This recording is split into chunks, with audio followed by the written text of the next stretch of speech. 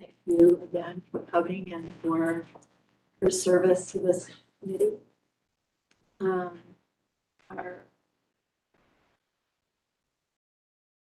agenda today is to talk about the proposed motion for consideration and to review the request for proposal text. That's pretty much all we are doing today. So I will just open the floor for comments on the motion.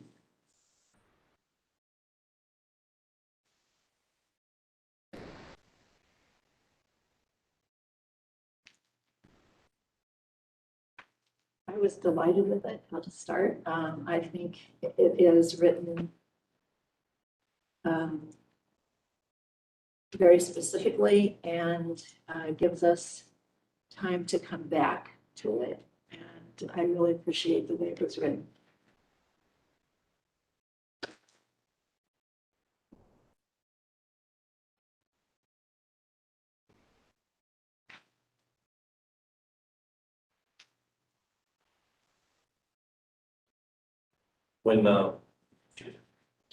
When you mentioned CCSC members in the motion, having consultants include members and share potential special installation location with members. This is in the plural, all members, entire committee. I believe so. The intent would be for the consultants to be included. Okay. So then I would just recommend that having consultants include all members and stakeholder interviews, just so that no one feels like they would be left out. Okay. Comments or problems you have? Hearing none? Yes. I just agree. Thank you, Jamie, for bringing that up. I do agree. Other comments? I have a question. Yep. For the bullet number 2, the including 3 committee members on the consultant team interview panel that would recommend on hiring. Can I ask when that would be in the timeline? It would be pretty early after the RFP is released. We would say as a process for opening full response to these proposals, requests. And then generally, what I foresee is having 3 members of this committee participate in the interviews. We try to do them in one day. We'd also have at least 1 member of the Columbus Art Commission participating in the interviews, and we may have another staff person, facility sort of involvement. But the purpose would be to convene once, possibly twice, to interview the candidates that have submitted proposals for the project. So that would have to be fairly early on, Shelley, before any of these other things can happen.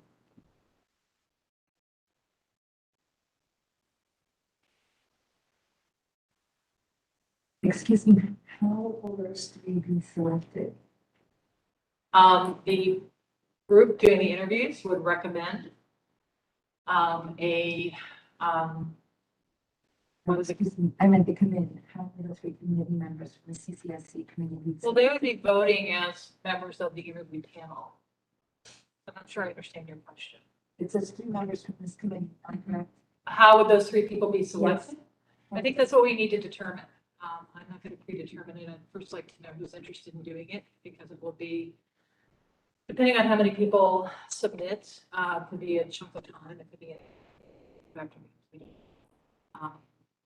so first, I think that the group needs hopefully self-select who of this committee will be representing on that interview panel. Hopefully, everyone will be there.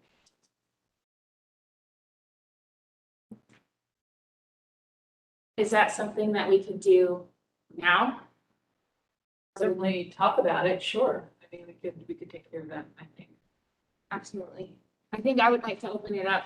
Definitely want to express that we would want at least one representative from the Native American Indigenous community to be on that interview team for sure. I agree. I also think it should be members from the Native American staff and then from New Zealand.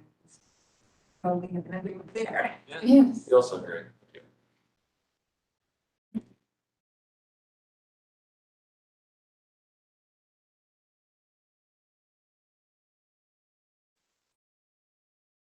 Yeah, I have a little bit of a concern if this is an appropriate time to raise it.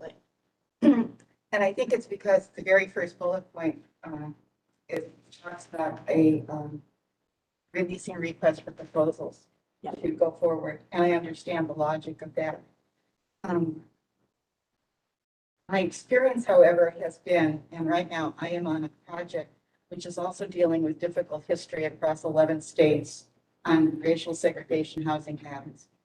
And one of the biggest impediments to us getting it done in the time that we had thought would work, and I was not part of that, but I see it now in a different perspective, was that there was not a lot of information up front from the original committee that had worked, I'm talking about this other project, that laid out the values and laid out some of the key points that needed to be in the request for proposals. So when it came in, and there are some excellent companies like Night Kitchen and others who work with these things, when the request for proposals came in, what happened is that everything, these are, I'm going to be honest, these are hired guns. You know, I've been on both sides of the table with this one. And you don't have enough contextual history to actually even start in on this.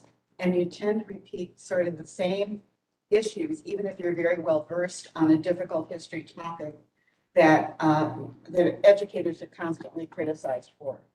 And so you wind up going back to the local team all the time to give you all the information if you had it to begin with, and then they wind up writing it. So I'm not quite sure how to break that cycle, but I guess on this project, it's almost in the same position right now.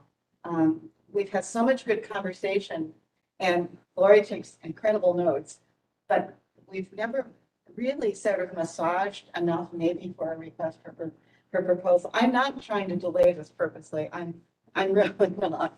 It's just, I'm sort of seeing that, I like the concept of moving forward, but we may be a step, still, if we go through with this, we're still a step away from really coming to some conclusion. We're going to be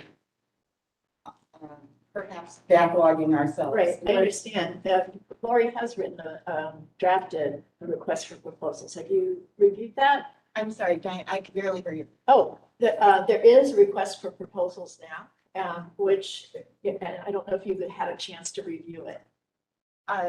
No, I know. Okay, I think there, some of your concerns are expressed in the first couple of pages of this. But I think in addition to that, I mean, one of things that we'll be doing as a committee and I'll be doing as staff as well the review is writing a report, a summary, basically of the meetings that have taken place and that information that's taken place. Plus, I would probably want to put into a Box account, just sort of archive information for anyone who's thinking about responding to the RFP. They can access minutes, they can access all public information. They can access the PowerPoints in addition to being able to have a report. Basically, the report out for this committee to the Columbus Art Commission. So I understand what you're saying, and I see the dilemma with that, but I think that with the report and with the access to the background information, it will prevent that cycle that you're describing. Well, so I've obviously put us in a backlog here, and I'm sorry, I'm not sure how I missed that. It's attached to the agenda. Well, and that part did not print out for me, and I have a very hard time reading on computers sometimes. So I would print everything out, so that may be how I missed it. Would you like my copy? That would be wonderful. I could, yeah, thanks. Could we have the same committee that does the interviewing, be the committee to sign off, you take input and massage the request for proposal, if any. I think that goes to the full committee. I don't think Okay. it goes to an individual or a couple of individuals. I mean, essentially, I've looked at this as staff, is that once you're at a point where you're, prepared to give a report to the art commission, which I think if there is some agreement to this motion, next steps RFP, then that would be the time to, put together a report of what's been discussed, for me to get that draft out to you, for you all to take a look at, and come back with any editorial, any changes, any corrections. We still have a couple of meetings on the book that we can do that within. And the idea is to get that done within a fairly short time frame, so that it can go to the art commission. The art commission also will, they have the ability to take a look at it, perhaps add some things, some additional thoughts to it. And the report essentially is something that goes to the administration. So once it goes through this committee, and you're comfortable with it, it goes to the art commission, whatever they might to add their own to that report, then it would be submitted to the administration, starting with my director of development, share that with whoever else he needs to, that there's some of this. Is that, Jennifer, how you seeing that as well? So, we don't,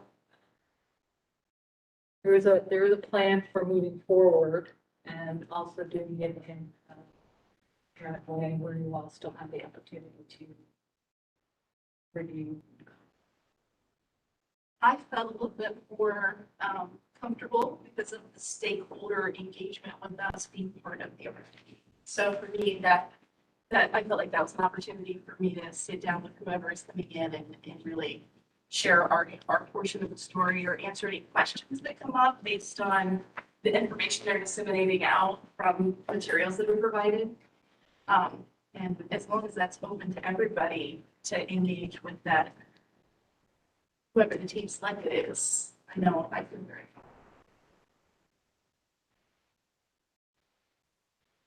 And I think also to the extent that you're able to do that, if those that you represented Native American community meet together with the consultant, or hopefully bring some other people in, introduce that person to other people within your community. Same thing with the Italian community, so that who else should they be talking to that's not at this table right now? It's not infinite. It's it's finite to have that.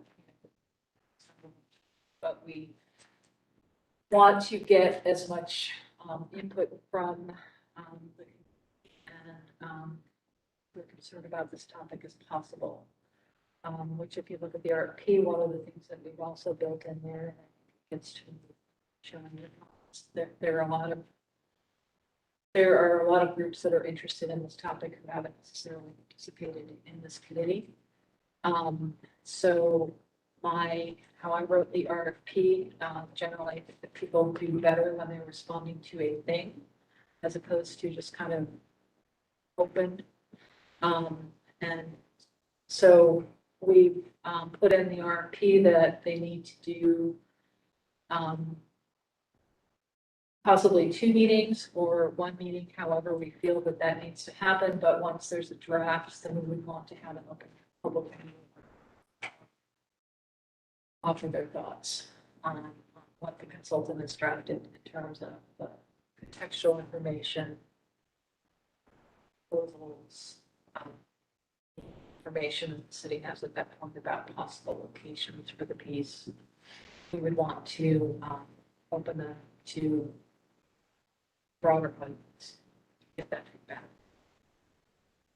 Yeah, I was really excited to hear the bringing the consultant facilitate to community meetings. Just kind of curious, like where the timeline that would be. Would be like after we've gone through a draft and a draft proposal, or what area would we start doing those community meetings? I think we would be doing that after we have the draft, kind of the first draft again. Okay. And You what know, is- it also depends on what the consultant wants. You know, the consultant gets to offer their perspective as well, their expertise in these sorts of conversations. They may want to do something earlier and then something after they have the first draft. They may advise us to do with the draft. I mean, that's something that we would be looking at in interviewing them. We would want consultants that are comfortable facilitating those kinds of meetings. And these names are open to the public, is that, Yeah, absolutely. okay. Thank you, by the way, this makes a lot clearer. Oh, good. Having a proposal. There was just one other thing I would add as I'm doing a quick look over, and that is, and I think it's embedded in the text that I'm reading anyway, that it is about how, I say symbols are misconstrued, but it would be about somehow linking, this is not the lost cause, this is not a Confederate statute.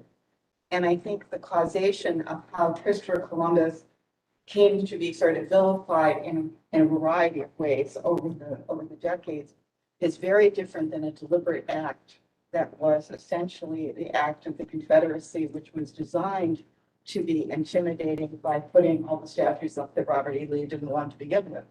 And they even infiltrated, as I've said before, the suffragette movement, the anti-suffragette movement is born in the South to keep women on juries and women away from the vote, Black women and white women.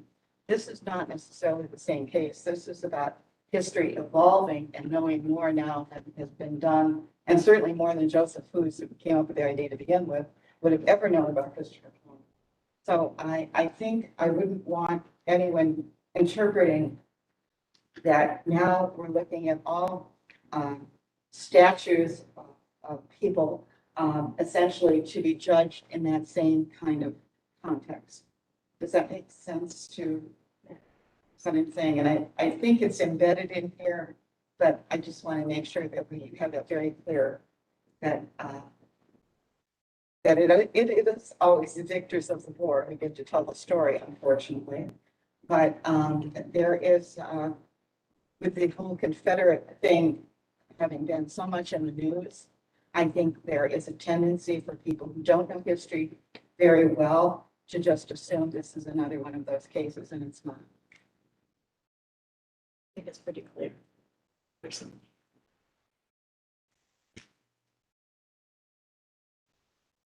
And I think it's a good thing that you bring it up. I'm sorry, please. I think it's a good thing that you keep bringing that up. Right. Otherwise, I'll be carrying Rutherford B. Hayes away from the state capitol on his, Yeah, these are my jewels. And he started Reconstruction, right? He backed out, so, yeah, it's, sometimes a little ignorance does help some of the statues we have around town. But I think that really drives the point of stakeholder meetings. That, you know, all of you have parts of information that kind of have been added to the collective whole of the committee. Probably have additional thoughts that maybe detailed. You certainly showed a lot of information, written material and thoughts on this topic from a historical perspective, Doreen, and I think that you make a really good point. And, you know, that's one of the reasons why I think it's important for you all to have the opportunity to talk to the consultant, be able to bring those things up that you feel are significant in this work. I think we could spend an inordinate amount of time getting into the wording of the RFP when we're really, the next step is the stakeholder. So, you know, for instance, you used a lot of words in the RFP that I wouldn't necessarily agree with, but it's done in a way to say one context, this is happening. I don't see exploration, I don't see trade, and I don't see anything about,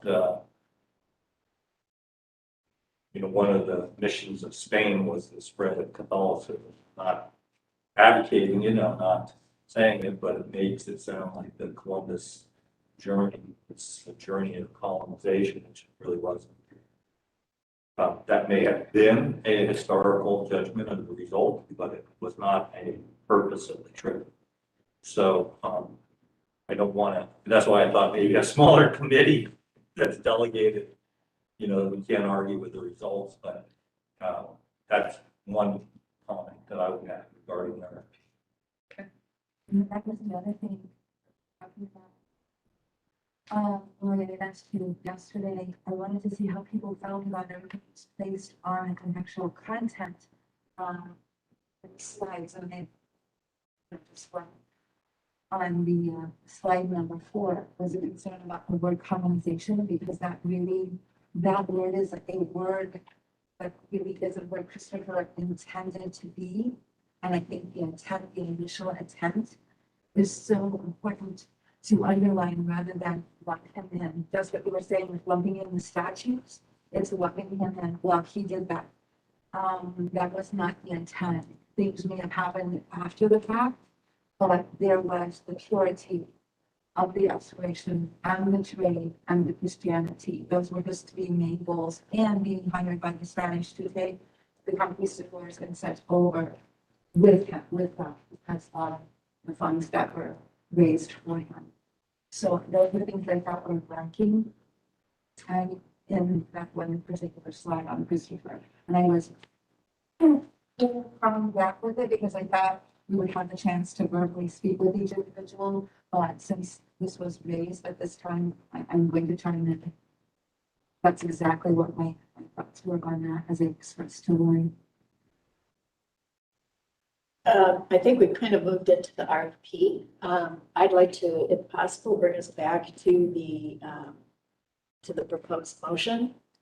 Can we work on that first? Yeah. Did you want something to say? Okay. Are there any other comments on the proposed motion? I'd like to move that we accept the proposed motion as amended by comments on this meeting. Is there a second?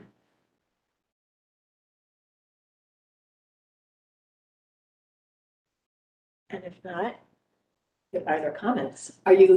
You're seconding it? Okay. And may I ask for other comments or questions on the motion before there's a vote?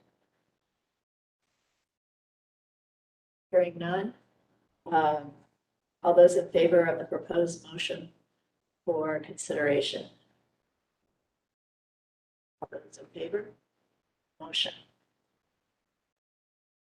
2, 6, 7, 8. No. Yes. 8. No. Not in favor. Abstain. Could we, just record those answers just so that I have, so Wanda, you were yes. Patrice, you were yes. Yes.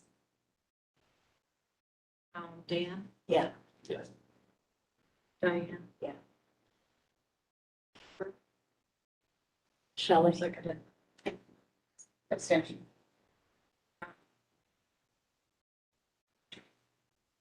Jamie. Yeah. Abstention. For Shelley. Thank you. Yes, thank you. Now we can move to the RFP.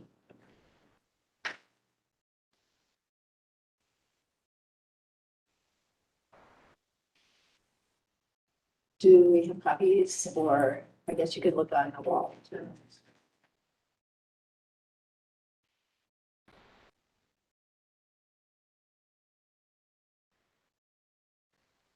I suggest that we go through page by page. Might be a little more orderly. So the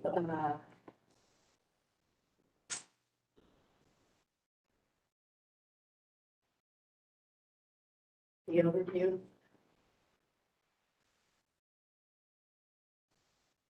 So the purpose of the project overview is to give the consultants an idea of what we are looking for. So that's where we have expertise in writing complex exhibition or curatorial subject matter for broad community understanding. Is that when it's formatted, that's kind of what we're doing, the information that would be in the piece, should be in the public. That they're skilled and engaging discussion, which we talked about earlier, and also working with associated committees and commissions, because they will need to present to this committee, and they'll need to also be able to do that to the art commission, and also that they may be asked to present to the administration work. So we want to make sure that they're adept at that, as well as have the time to do that. Put in an artist involvement. The reason I put an artist involvement because we're talking about what this might look like, what the display of this might look like, what the design proposals might be, and having an artist involved, I think, gives a different way of looking at things. It could also be a landscape architecture company. That's fair. But wanted to try and emphasize the ability for an artist to be involved. The other reason for that is that should this go through, a proposal be selected, and we move toward a new placement for the statue in the community. Typically for artists, there's a design phase and then there's a fabrication. So that's an opportunity for that to go hand in hand. So, this is a committee of the Art Commission, and the Art Commission is supportive of artists, and artists do a variety of things. So that's another reason why I put that in there. I just want to say I really appreciate that. I think it's important. As we talked about before, there's going to be information that maybe is more than can be exhibited with the piece. So we also included in here that we would want someone who has the ability to put together information for ongoing learning. I took the word curriculum out. It really wasn't appropriate, I think, for what we're talking about. But to have a place, a resource, whether it's something that's maintained by the city or someone else, or there are different arms that come into it. But there are places where people who are really interested learning more about this topic, that they have some resources available to them to do that, to have a broader understanding of the story and what we've been talking about. And again, the piece about pending city council approval, we'll be going to council to request approval for the consultant, for paying for the consultants. Once we've selected a team, we know how much that's going to cost, then we go to city council and file legislation, submit legislation with them to request the funding for that.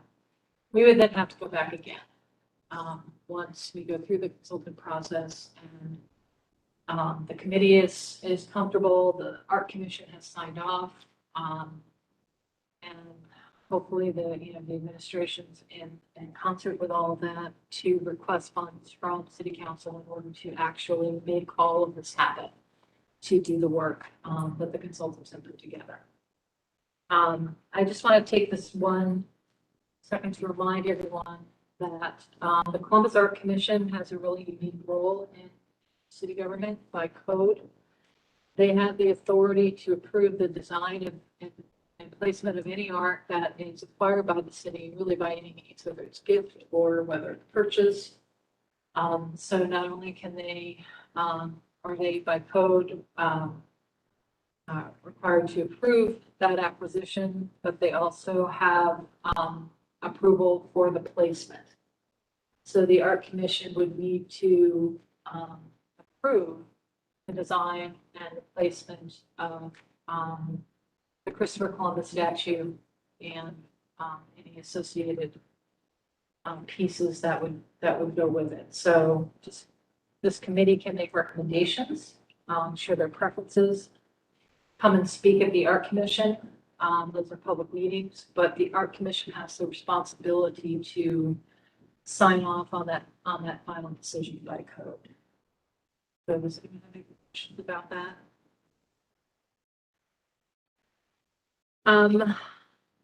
I tried to provide some background and not a Christopher Columbus historian. Certainly, I've learned a lot through this process from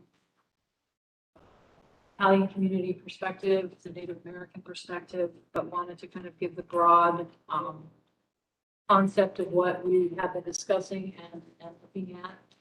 Really, one of the things that we'd be looking for the consultant to do is to really dig into that information and pull out those pieces that are the most appropriate, useful, basically that should be part of that accompanying information that would be useful in the statute. And again, the way that we have put this together, you all would have an opportunity to look at the draft, to comment on the draft. And the consultants would have an opportunity to go back and take that into consideration, make changes or come back and say, you know, we really feel strongly about this. But there will be a dialogue as this moves forward. Jamie, you mentioned, and Londa have mentioned some points, I think, to the background information. Was there anything else anyone wanted to add to that? Having had a chance to look at this? I'd actually like to know if that's a consensus or if there's discussion on those points. Oh, which points do you? Points about Christianity and colonization that they made today. Right, Exploration. right. Yeah, kind of, those are kind of the hallmarks of the Columbus stories. The idea that his intention was to explore and trade, and again, we say that's consensus in a lot of different theories on why there was such movement to fund this exploration. The doctrine of discovery, where the years prior to that, saying that European countries can lay claim to lands that are not Christian, is a big motivator towards discovery and exploration, making a claim. So when many of us believe that Columbus went to India to not just trade, but also he got there, claimed the land.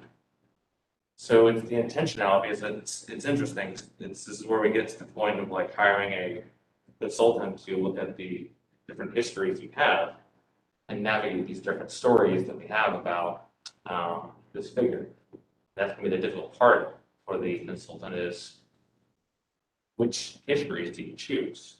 You know, which stories, which accounts are you going to look at? And that's kind of the artistry, I guess, of history is, you know, where our values stand in the stories that we're trying to tell, and, all those things. So the idea of,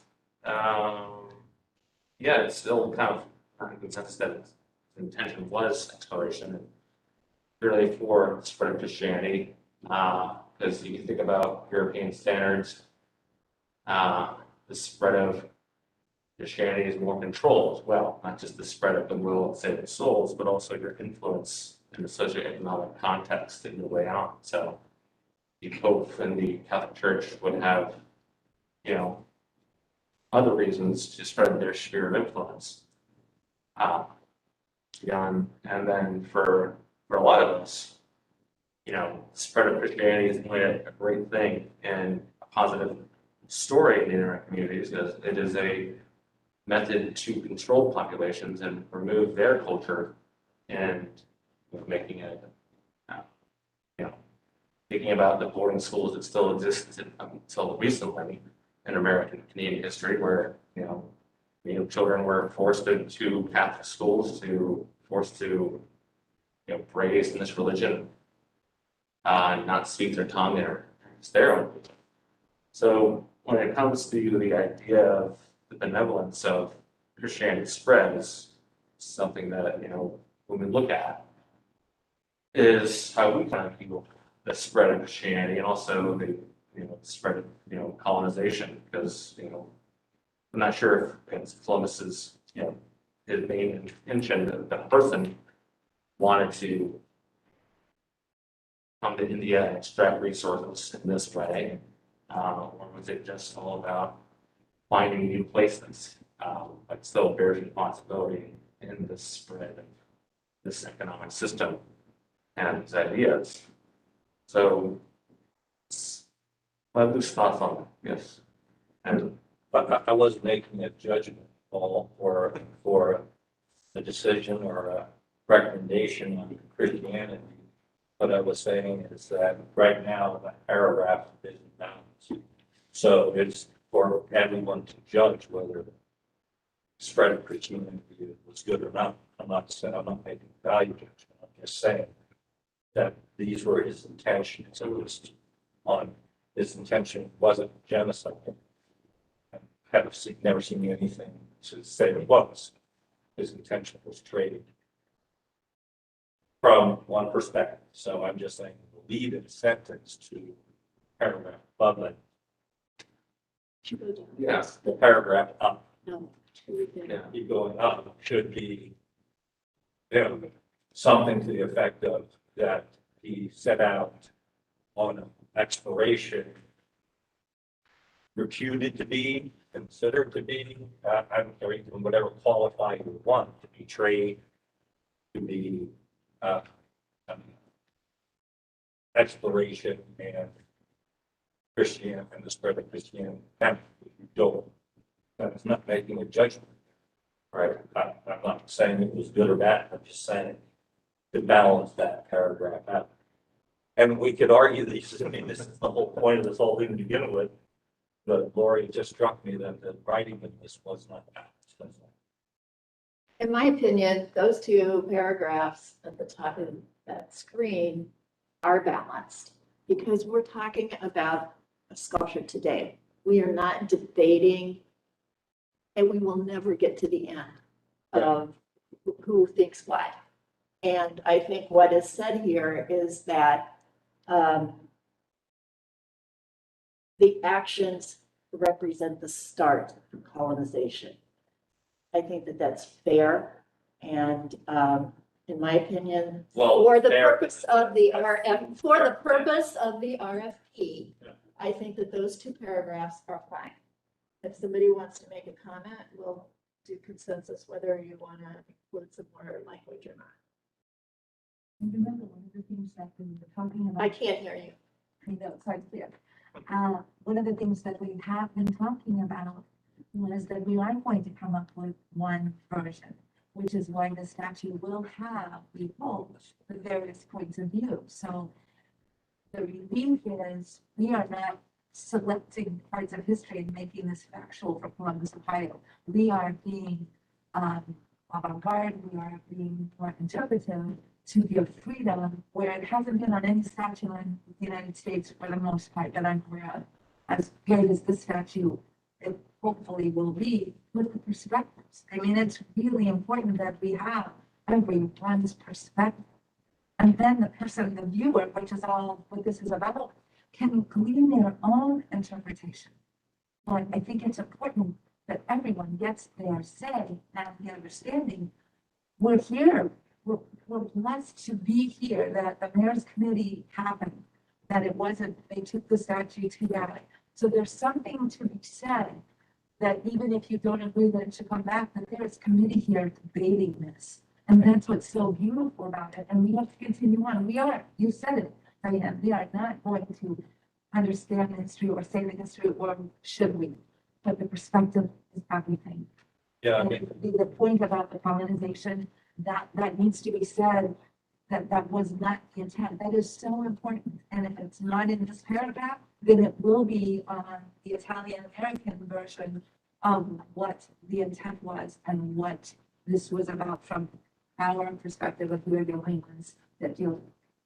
can I frame a motion? I'd like to rewrite the paragraph to say the actions of Christopher Columbus and what is known as Haiti and the Dominican Republic are seen by many, or some by many. Give you that to represent the start of European colonization all the way through to the period. And yet by others to represent trade, exploration, and the spread of Christianity. I'm just putting a balance there because these two paragraphs to me are inclusionary are seen to represent. That doesn't, there's no qualifier that by whom. There's a motion on the floor. Can I have a second? Comments, discussion? Actually, I think that is a very reasonable compromise because it avoids putting it back on the Italians when we all know that it's Western European sense of entitlement of which Columbus is a part of. He's a product of his own civilization. So it's not, this is, Western Europe at its height and its glory. And so everything that it's going to encounter is going to be judged through that filter. So it does open the door later to colonization and it will be seen as a logical sequence. So the way this is, the motion is phrased does present it a little bit more in context as to how people would see it differently. Your comments?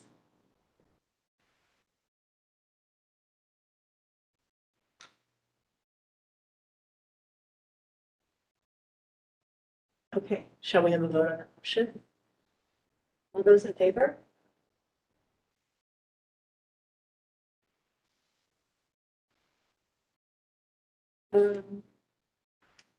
Lori, do you want to call roll? Because I don't have the list in front of me. Yeah, Londa, Yes. Trees, Yes. Brian. Dan, Yeah. I'm sorry. I was daydreaming for a moment. Oh. I don't know. Think about that. Wait a second here. Go ahead.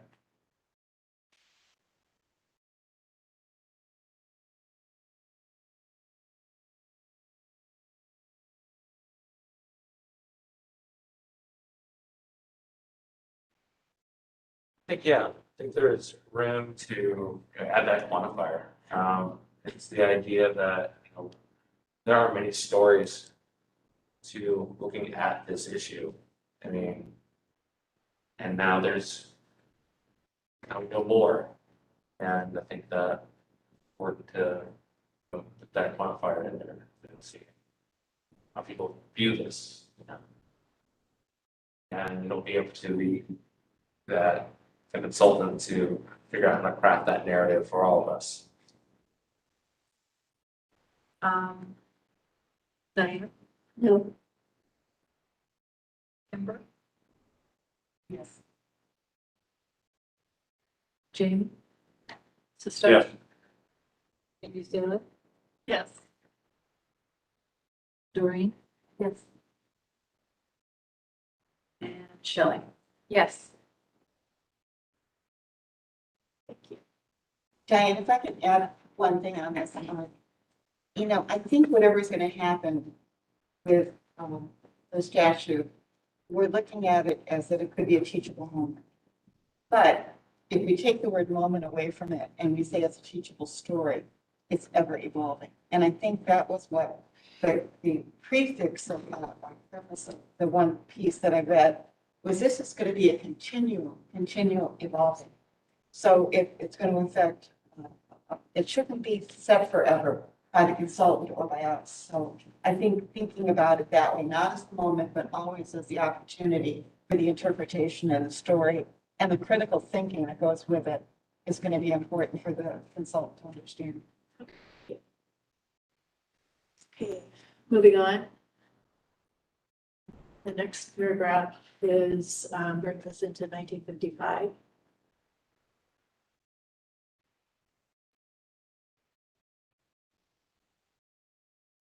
But, could I ask Jamie to give one thing, a quick summary of what's going on with Alberry's art coming to Columbus? Because I think somehow in this mix, this might become part of the process. Oh, there's Sure. So there is, on Al Berry's death, he donated a lot of his work to the city of Columbus or to the people of Columbus. That would be housed in the Historical Society. Is currently sitting with the other trade items at Fort Inland, waiting to make the trip. But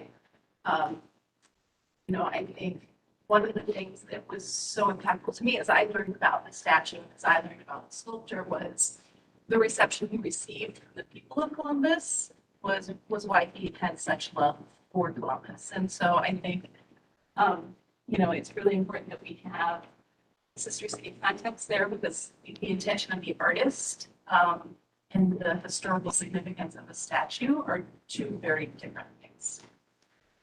So I think the point to be emphasized in my opinion is that on his death, his estate, his wish was that his remaining art be given to the city of Columbus. So that will be a gift to the city of It has Columbus. already occurred. It is not a gift to the city of Columbus, it is a gift to the Columbus Historical Society.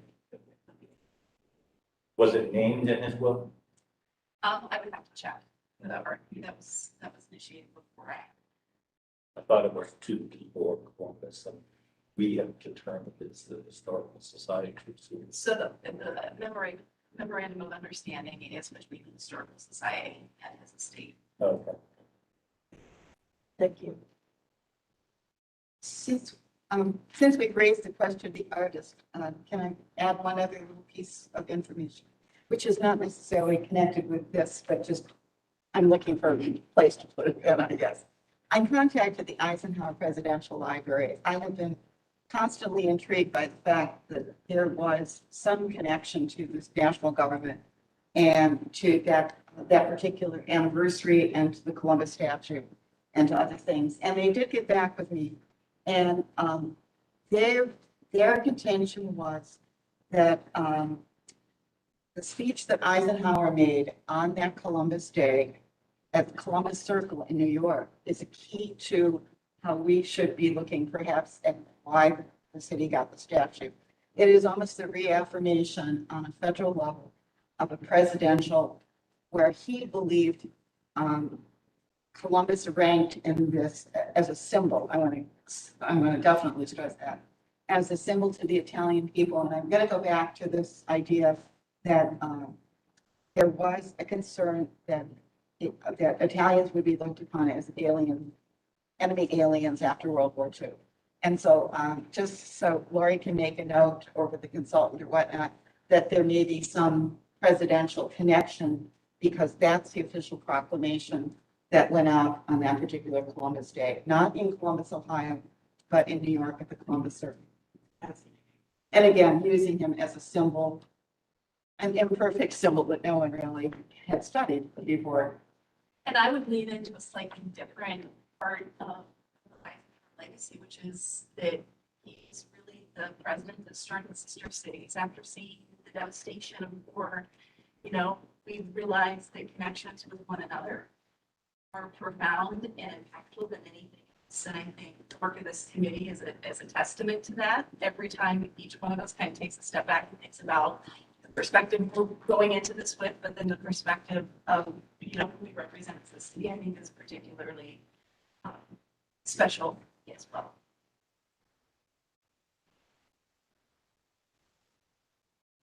Thank you.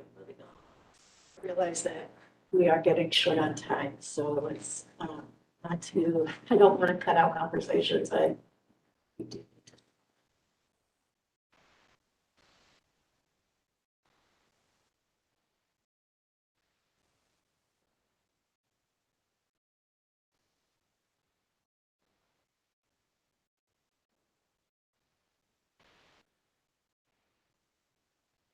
It looks fine to me.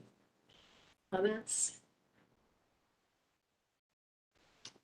One of the points in the second to last paragraph was to point out that Columbus is taking a different approach than a lot of other cities. We're still talking about the statue. Still citing it in a different way. And part of that is because of the name of our city. And kind of reconcile what we know, what the different stories are, various points of view about the statue, and how we see ourselves as the city of Columbus. So, talks about the request by the mayor's office for the committee to look at this closely for the season, started committing to review this topic. And then it goes into just a summary of the Christopher Columbus Statue Committee, what has been talked about so far, the agreed to framework that you're all familiar with, dismantle, not given away, et cetera. And then I put in through the course of the conversation that has happened, we kind of come up with a series of frameworks that were organizing principles, the story of the artwork, Sister City Gift, Christopher Columbus himself, looking at that, Indigenous community, community's perspective, immigrant experiences in America. Again, this is similar, it's really taking off from the last PowerPoint that we went through, and the city of Columbus and the idea of unity. As Shelley had pointed out with this committee, the work of this committee, is there the aspiration of unity, all these kind of different disparate people, organizations, thoughts, still talking and coming together to, I think, civilly engage in this topic. That was important. Shelley, if I missed something there? With your, you're the one who brought up unity, which I thought was a good point. If there's something maybe that you think should be added to that or thought to that. So yeah, like on that last bullet point, basically, after last month's meeting, it just definitely felt like the undertone of basically why we're all here, is that, we are choosing very intentionally to unite on this topic, on this evaluation of the Columbus statue. And that, as to Londa's point, which hasn't been done before. And, like this is a model for other cities and for other organizations or communities to do as well. And, I think that that's really important. And why we're, in this room right now, having this discussion.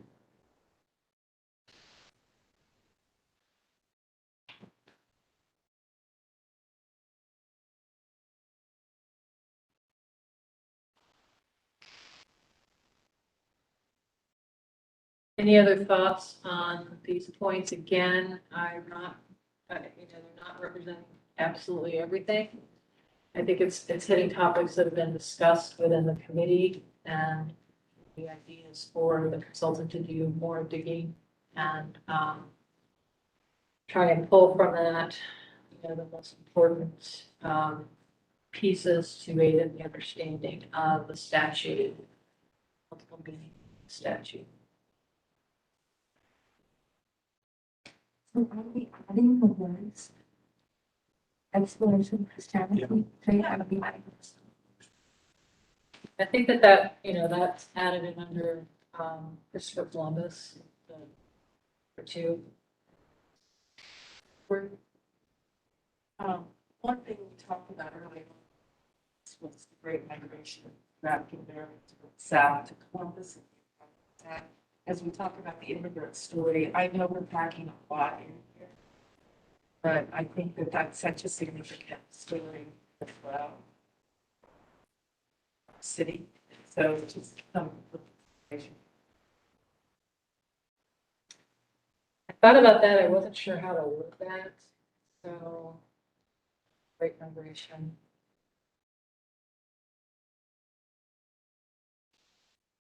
Take another crack at it. Is there consensus on that, including that in this RFP? Great job putting this together. Back in, so it's I think it's a work in progress.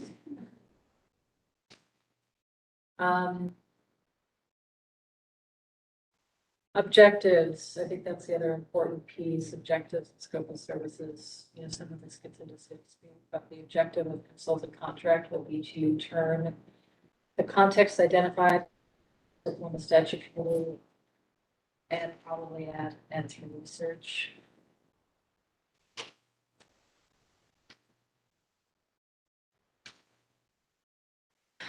I have a logistical question on the design and application you're mentioning for it, because will the consultant be talking to 7 different designers and we 7 different, or We want them to come in as a it's team. one design with 3 different? Yeah, we would want them to come in as a team. So ideally, you would have someone on the team, and it could be a firm that is sort of an in-house shop that has all of the stuff, or it could be a team that is put together specifically for this process. But someone who is able to conduct the additional research, take this information, distill it down into the information that should be accompanying the sculpture. Someone who's able to design what that looks like, that information looks like associated with the sculpture. Someone who is able to conduct pretty, I think, lively community participation, where you've got a lot of different points of views happening, and that we're able to distill from that some information that we might be able to interpret and place within the final product that the consultant will be putting together, the draft work of the consultant. So there would be, I think, a number of skills in that team. As I mentioned, the second phase, hopefully if we get to a point where everyone is comfortable with the written information, a design proposal, preferred design proposal, then we would seek to engage in the fabrication installation phase. So the installation of the statue with the accompanying information that would have to be fabricated. So it would be kind of 2 steps. It does, and I think going back to the motion, the proposed motion that we approved, those design ideas, and you're saying 3, actually then come back to this committee, review that prior to it going to the arts commission. Yeah, so we've got stops for the committee final draft phase with the committee. They would also be meeting with the art commission to present their drafts and their final draft. And as they do that, also we would be including responses from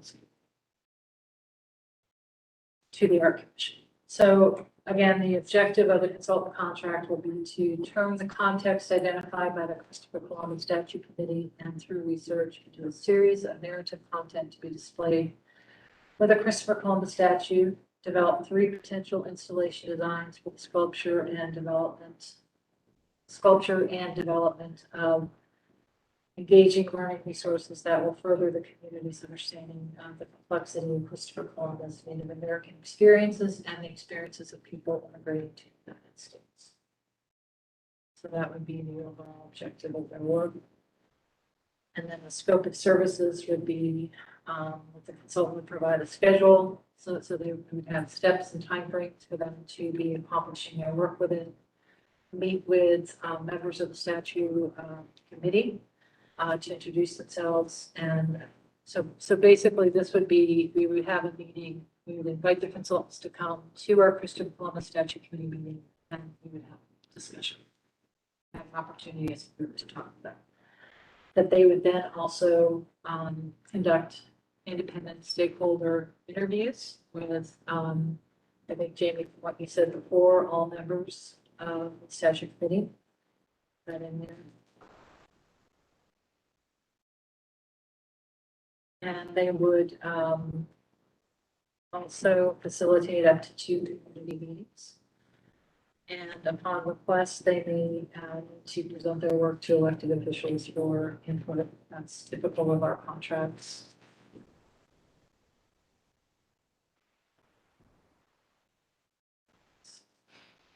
They would regularly be meeting with city staff virtually and in person to advise on their progress and give us an opportunity to troubleshoot issues as they arise.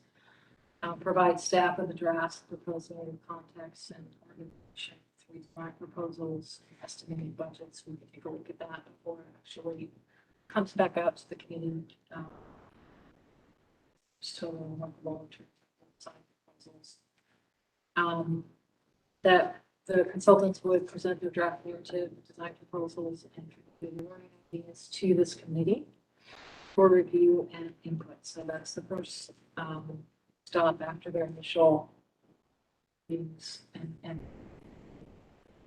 that they would also present that information to the Columbus Art Commission, that they'll review the input that they've received and the staff will figure out how to input the merge community input where we're able to with the draft product of the consultant. And that the consultant will work on the final draft. And then once they have their final draft, they would come back to this group and their draft. And additional comments that we receive would go with the final draft to the art commission. And keep in mind, art commission meetings are public meetings, so you'd all be welcome to attend those. And yeah, so that's the basic flow of work for the and then it just gets into specific deliverables. It really itemizes what I just went through. And again, that's something that we need to put in for City of Columbus contract. There's also some additional, I didn't mention on here, items that aren't on here that are kind of city specific to RFPs, specific requirements of how the information comes to us. Proposal questions that they may have for us, their components, how they're going to be addressing their work for us. And we'll have to put in some sort of a time frame. So this is really helpful, and it's a little bit too far for us to do it right now, but when we release the request for proposals, we'll probably put in dates for interviews and try and so that they know that they're applying. So that we'll have some idea that and the individuals from this committee and the art commission who will be participating in the stakeholder interviews will have kind of an idea of where to block things on.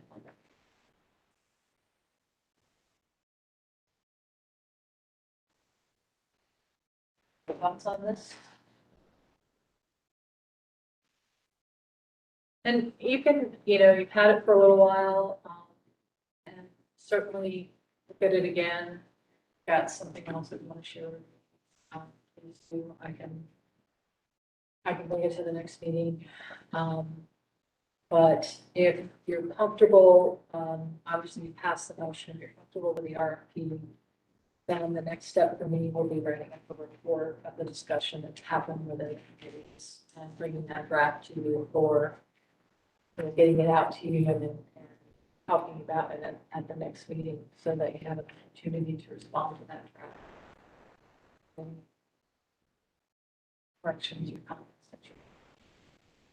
That would be the report that would go to the art commission, for the art commission to approve moving forward.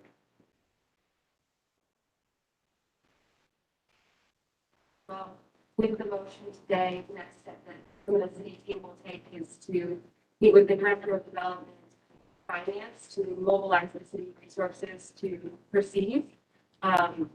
We've mobilized a team here.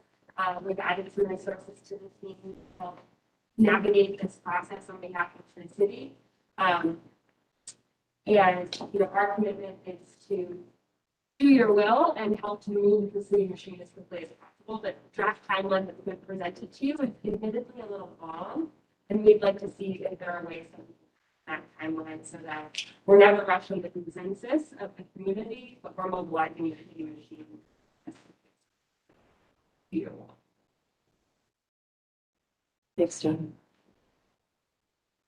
All right, perfect timing. Does anyone have other comments to bring to the table today? Good job. Yes. Really nice. Yes. I am so curious to see the types of proposals that come out of this, you know. It's, we're very excited to bring this conversation to the community and see how they see, and we're excited that this is additional and we're getting feedback, and bringing this RFP proposal and the issues to the community, getting their feedback is going to be invaluable. So I'm excited to see their input and incorporating that in this decision as well. And, you know, we understand this is going to be a long process, but it's worth it. You know, this is maybe up for a very long time. It has so much impact on all of us. So I really appreciate everyone's dedication and presence here with all that. So thank you for telling your stories and hearing our stories. And that's the, we see this as an opportunity to bring our community together a little closer in communities here and there. And that's why we are supporting this motion, because we want to see what can fruit to bear. And if things go awry, you know, we have to run pull out if we feel uncomfortable, but our intention is to, you know, bring our communities together best we can. And what's that? You would never want to.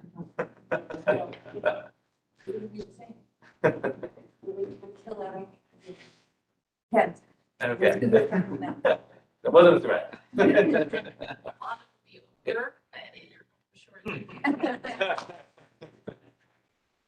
But yeah, I think it's important to say, you know, why it has the opportunity. Healing and also for a lot of myths that are really quite damaging. And we want to see all our options and if anything, bring us closer to our set here and there. So, yeah, I hope we can still, we definitely have one meatball sandwiches. So. I would like to add to, yes, so like, as Dan mentioned, the Indigenous community, you know, like we're wanting to take an active role in, you know, choosing to make things happen, to be at the table today instead of letting them go by and just waiting for things, decisions to be made without, you know, our inclusion. And so, yeah, so we want, we as in the community, you know, we're wanting to share our voices and our stories. And, you know, we're choosing to be better together and to choose a pathway where we are, you know, if we're carving out this next pathway together, not just as a committee, but as the start of a community. And so, yeah, we're glad to be included and involved, you know, on the work for the specific statute. And we are looking forward, and the community is eager to, you know, be included or look to the future when the city comes back to evaluate its additional, you know, symbols and maybe even other statues. So we're looking, you know, our community is very excited and, you know, to be a part of this conversation. You're welcome. Yeah. Well, I think we're adjourned. Thanks, everyone.